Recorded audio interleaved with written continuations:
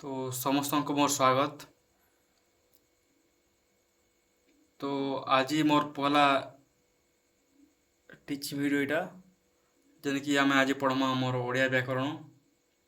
सो व्याकरण पढ़वा आगुरी आम व्याकरण पढ़ले काଣା जानमा बा पढ़वा जरूरी काए पढ़ला पर आम काଣା जानीपारमा ये सब जिनिस टिके देख। तो मैंने केता पॉइंट लिखीछे कि व्याकरण आम कहीं पढ़ा। तो लेकिन पहला पॉइंट काଣା निजर मनर भाव को ठीक भाव प्रकाश करने माने व्याकरण पढ़ला पर आम मनर भाव को ठीक भाव प्रकाश करवा। तापर सेकेंड शब्द और वाक्य को ठीक भाव लिखापी माने ग्रामर पढ़ला पर आम क्या ठीक भाव शब्द को एवं वाक्य को ठीक भाव लिखिपर एवं आउ कण उचित विराम चिन्हर प्रयोग करने माने व्याकरण ठीक से पढ़ला पर क्या केन जगार वाक्य क्यों जगार पूर्णच्छेद कमा क्वेश्चन मार्क प्रश्नवाचक सूचक ये सब जिनिस प्रयोग कर पारमा से सब जिनिस आम जानी पारमा। तो ओडिया व्याकरण बा जेकोसी व्याकरण पढ़ला पर आम पहला अक्षर देखसूँ बा लेटर देखसूँ। आम इंग्लीश से पढ़ले ABCD पढ़सूँ ओडिया पढ़ले आम अ आ ह्रस्व दीर्घ यहाँ पढ़ासी। तो सेन्ता ये सब जिन आम इन पढ़ावा। तो से सब जिनिस के जेबार आगु पहला आमके जाना पड़ा कि वर्ण बा अक्षर क्या कहेसी से सब जिनिस ने पहला जानमा टिके। तो वर्ण काଣା मुझे लिखी देखूँ। तो ध्वनि मानकर लिखित रूप को वर्ण बोली कहुए। तो वर्ण काଣା ध्वनि मानकर लिखित रूप। तो ध्वनि बोले क्या साउंड। तो आम पार्टी बा टुणु जेन आवाज बा साउंड बाहर से सब आम जदि लेखमा तो सेटा काଣା कही तापर काଣା हेबा सेटा वर्ण बोली ताके कहुआ। आ वर्णर अन्य नाम फिर काଣା अच्छे लिपि बा अक्षर। तो वर्ण को काଣା आम लिपि बा अक्षर बोली भी कहीसुँ। जोटा कि उदाहरण नाकि क हैला म हैला च हैला। तो ये सब काଣା अक्षर कहीं आम साउंड प्रोड्यूस कर आम संकेत देखी पार्मु। तो यहाँ काଣା गोटे अक्षर बा लिपि बा एटा काଣା क्वेश्चन आरो वर्ण बोली कही पार्मा। तो सेन्ता तो वर्ण जानला क्या कहुसी एवं जानमा आम कि ओडिया भाषा रे बा ओडिया वर्णमाला जेन समुदाय जेन वर्ण अच्छी बा अक्षर अच्छी केतोटी अच्छी।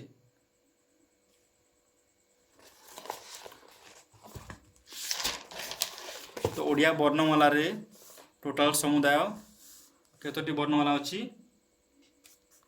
49टी।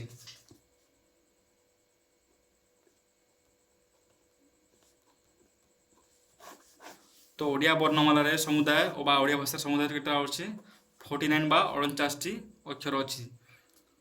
से मध्यरु 11टा काଣା स्वर वर्ण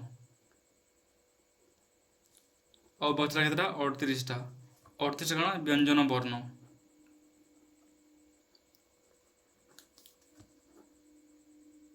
तो स्वर वर्ण व्यंजन वर्ण ये दुईटा मिसिक काଣା होचे 49टा अक्षर होचे जेनटा कि आम गोटे टोटाल अक्षर बा वर्ण बोली कहीसुँ। से भितर 11टा स्वर वर्ण और 38टा व्यंजन वर्ण।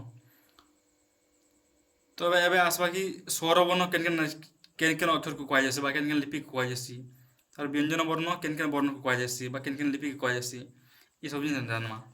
तो स्वर वर्ण केन केन कहुसी तो मतलब अ आ ह्रस्व इ दीर्घ इ ह्रस्व दीर्घ रु ए ऐ ओ औ ये सब 11टा काଣା स्वर वर्ण।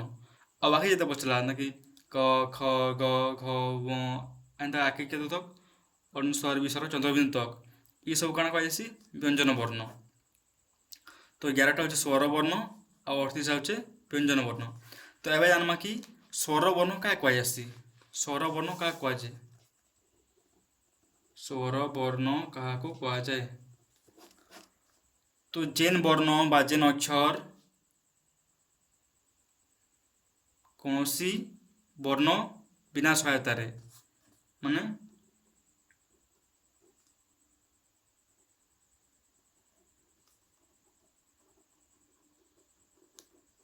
ବିନା ବର୍ଣ୍ଣ ସହାୟତାରେ ଯେ ଉଚ୍ଚାରଣ ହୋଇପାରେ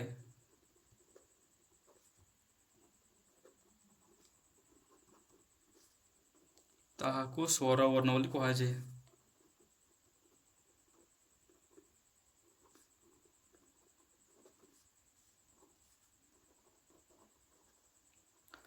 ମାନେ କାଣା କହନି ଯେଉଁ ବର୍ଣ୍ଣ କୌଣସି ବର୍ଣ୍ଣ ସହାୟତାରେ ଯେ ଉଚ୍ଚାରଣ ହୋଇପାରେ ତାହାକୁ ସ୍ୱର ବର୍ଣ୍ଣ ବୋଲି କୁହାଯାଏ। ମାନେ କାଣା ଯେନ୍ ଅକ୍ଷର ବା ଯେନ୍ ବର୍ଣ୍ଣ ଅଲଗା କେନ୍ ବର୍ଣ୍ଣ ସାହାଯ୍ୟ ନେଇକରି ଉଚ୍ଚାରଣ ହେଇପାରସି ତାହାକେ ଆମେ କହେମା ସ୍ୱର ବର୍ଣ୍ଣ। ମାନେ ସ୍ୱର ବର୍ଣ୍ଣ ନିଜେ ଜାନ୍ମା ଯେ ସେ ଏକଲା ନିଜେ ନିଜେ ସେ ସାଉଣ୍ଡ ପ୍ରଡ୍ୟୁସ୍ କରସି ବା ନିଜେ ନିଜେ ସେ ଉଚ୍ଚାରଣ ହେଇପାରସି ତାହା କହେମା ଆମେ ସ୍ୱର ବର୍ଣ୍ଣ। ତାପରେ ଗଲା କାଣା ବ୍ୟଞ୍ଜନ ବର୍ଣ୍ଣ।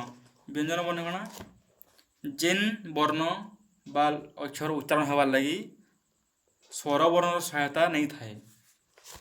ତ ଆଉ ଆମେ କାଣା କହିପାର୍ମା ବ୍ୟଞ୍ଜନ ବର୍ଣ୍ଣ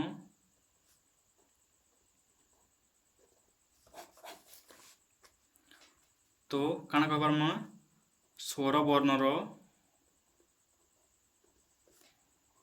ସହାୟତା ନେଇ ବା ସହାୟତାରେ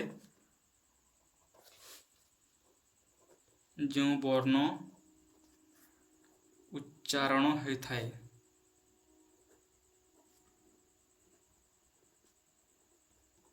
ବା ଉଚ୍ଚାରିତ ହୋଇଥାଏ ତାହାକୁ ବ୍ୟଞ୍ଜନ ବର୍ଣ୍ଣ କୁହାଯାଏ।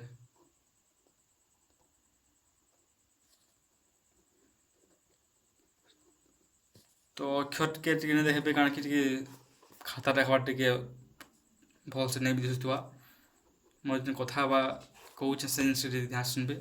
ତ ବ୍ୟଞ୍ଜନ ବର୍ଣ୍ଣ କାଣା ତ ସ୍ୱର ବର୍ଣ୍ଣର ସହାୟତାରେ ଯେଉଁ ବର୍ଣ୍ଣ ଉଚ୍ଚାରିତ ହେଇଥାଏ ବା ଉଚ୍ଚାରଣ ହୋଇଥାଏ ତାହାକୁ ବ୍ୟଞ୍ଜନ ବର୍ଣ୍ଣ ବୋଲି କୁହାଯାଏ।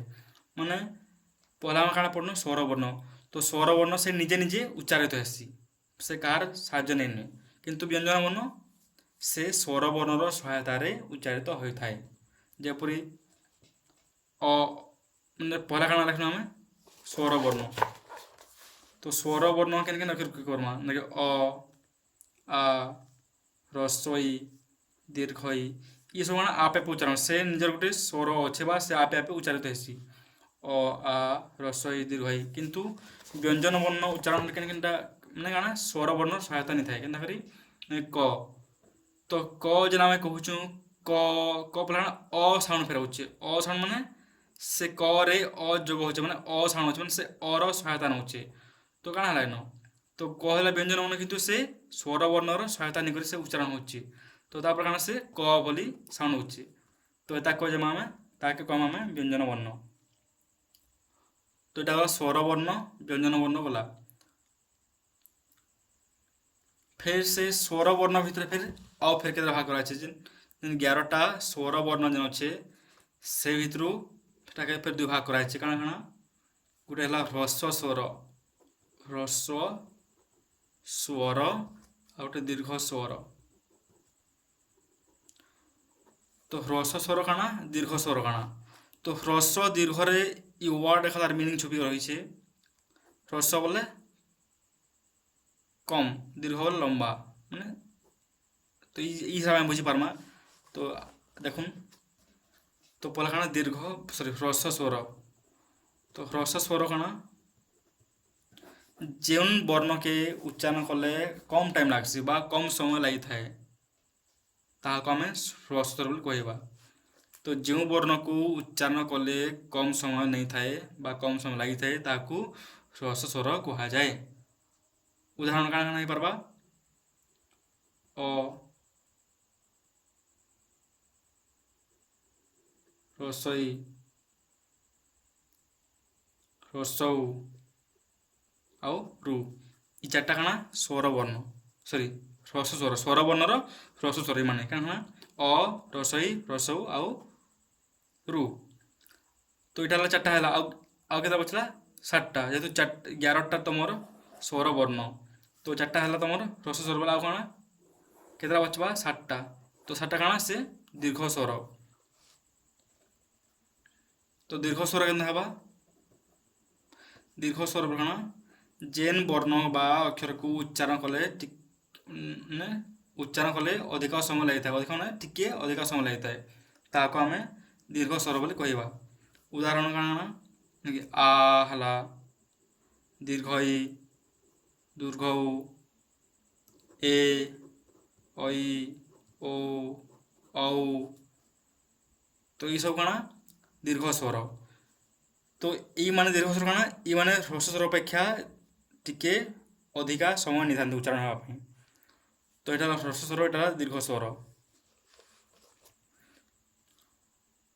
तो आम काଣା पढ़नु ए तो वर्ण को बा वर्ण क्या कहुचे ध्वनि मानकर लिखित रूप हूँ वर्ण। से भितर वर्ण बा जेन अच्छे ताके आम ओडिया भाषा रे बा ओडिया वर्णमाला रे केते भाग भाग कराइछे बा केतेटा अच्छे 49टा बा 49टा। से मध्यरु 11टा होचे स्वर वर्ण आउ 38टा होचे व्यंजन वर्ण। तो स्वर वर्ण क्या कहुसी जो वर्ण कौन सी वर्ण सहायता बिना उच्चारित होते बा से निजे निजे उच्चारित होते ताकू स्वर वर्ण बोली कहुचे। और व्यंजन वर्ण क्या कहुचे जो वर्ण उच्चारण समय स्वर वर्णर सहायता नहीं थाए बा स्वर वर्णर सहायता नहीं से उच्चारण होता है ताकू व्यंजन वर्ण बोली कहुचे। ना कि जो स्वर वर्ण उदाहरण दिया बोले केन कह पार 11टा स्वर वर्ण केता अच्छी 11टा स्वर वर्ण अ आ ह्रस्व ई दीर्घ ई ह्रस्व ई सब आ व्यंजन वर्ण 38टा ना कि क ख ग घ ई सब आसपासन। तापर फिर स्वर वर्ण के फिर आउ दो भाग भाग कराचे काଣା ह्रस्व स्वर दीर्घ स्वर। तो ह्रस्व स्वर काଣା जेन वर्ण के उच्चारण करवा ले कम समय लगी है अ ह्रस्व ई दीर्घ ह्रस्व रु। तो यहाँ काଣା उच्चारण कले बहुत कम समय लगी था कहसन ताके ह्रस्व स्वर बोली कह जाए।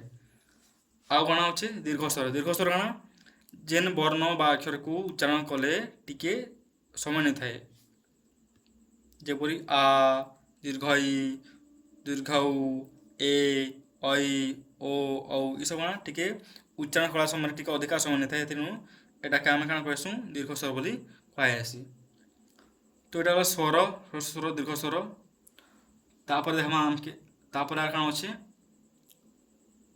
तो विभिन्न जेन वर्ण अच्छे व्यंजन वर्ण जेन भिन्न रहा 38टा ताके फिर वर्ग रे भाग कराई। तो से केन केन वर्ग अच्छे केतरा वर्ग अच्छे आ से केन केन रूप से उच्चारण हेसन। तो से सब जिन आम नेक्स्ट वीडियो देखमा आज लगे एटे। तो नेक्स्ट आम देखमा कि केतरा वर्ग अच्छे से वर्ग केन केन अक्षर आसी और केन केन वर्गर जेन अक्षर मान अच्छन से केन केन जार उच्चारण हेसी से सब जिन पढ़मा। तो आज एति धन्यवाद।